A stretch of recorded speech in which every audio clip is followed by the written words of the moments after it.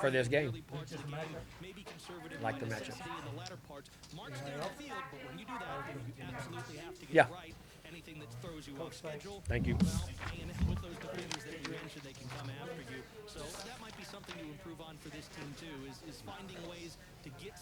I just feel like just the way we ended the first half, just ending on a defensive stop. I feel like that brought energy into the locker room heading out into the second half to come out and play with bigger and better. Yeah, give credit to Texas A&M. It's a good football team. Obviously, the slow start doomed us. Down 21-0 at the end of the first quarter, and could never make up that margin. Had a couple opportunities when we cut it to 14, but overall just didn't play well enough in really any of the three phases. 2 turnovers on offense, multiple missed throws, holding penalties defensively, third downs.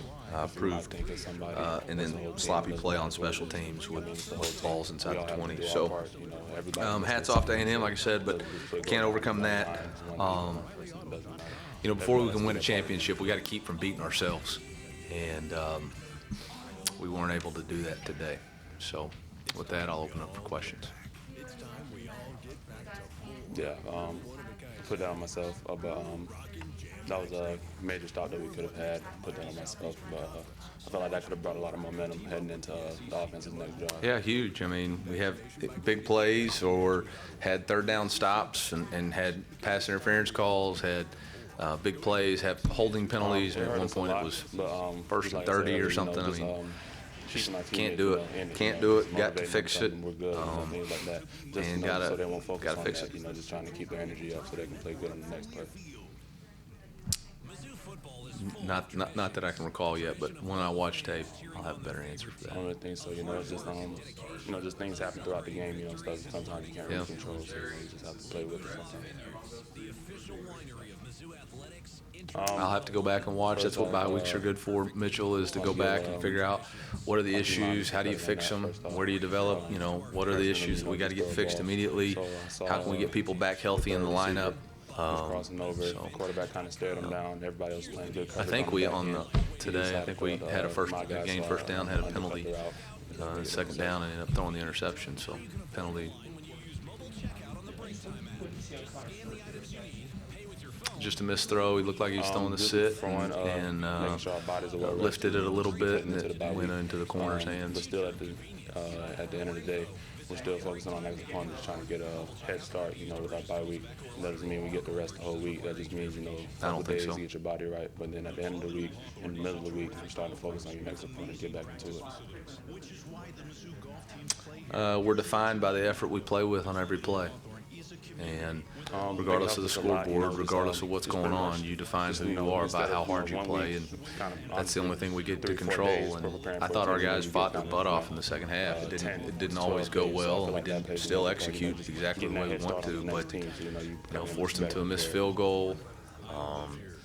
Started the game off 3 and out. We went down and scored on a 97-yard, or the second half, scored on a 97-yard drive. Had some chances, but there's different things that plays into it. Gave up a big third and long on the next drive that led in a touchdown. We just have to come together and let each other know that we have each other's backs. If something's not going well on one side of the ball, we have to come over and tell that other side, we got your back. Well, my message was real simple. I was proud of the second half, the way they fought and how hard they played. But before we can win a championship, we can't beat ourselves. We got a chance to get healthy through the bye week, to reevaluate who we are and then determine what we want to do for the next 5 games. We got 5 opportunities left to represent each other and represent this state.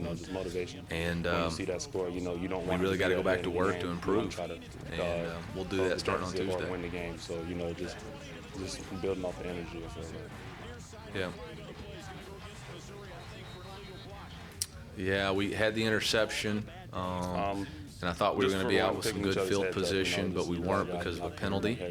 And really, I was trying to make sure that they didn't get the ball back because they had all 3 of their timeouts, and they got the ball to start the second half. And so at that point, I believe it was 28-7. And, they had just driven into the red zone. We had gotten the turnover.